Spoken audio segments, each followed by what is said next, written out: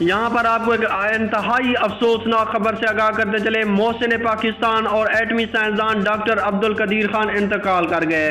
जी हाँ, आपको बताते चले, महसन पाकिस्तान और एटमी साइंसदान डॉक्टर अब्दुल्कदीर खान तवील अलालत के बायस आज सुबह 85 बरस की उम्र में इंतकाल कर गए हैं। पाकिस्तान को एटमी कुव्वत बनाने और इसका दिफा नाकाबिल तस्खीर बनाने में डॉक्टर अब्दुल्कदीर खान का इंतहाई अहम किरदार था।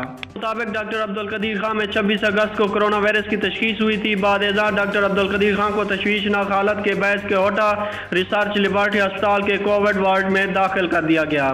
डॉक्टर अब्दुल्कदीर खान कोरोना से सेहतमंद होने के बाद घर मुंतकिल हो गए थे। आज तबीयत खराब होने पर इन्हें सुबह और एल अस्पताल लाया गया, लेकिन इनकी हालत संभल ना पाई और सुबह 7 बजे इंतकाल कर गए। इनके इंतकाल की तस्दीक वजीर दाखिला शेख रशीद अहमद ने की है।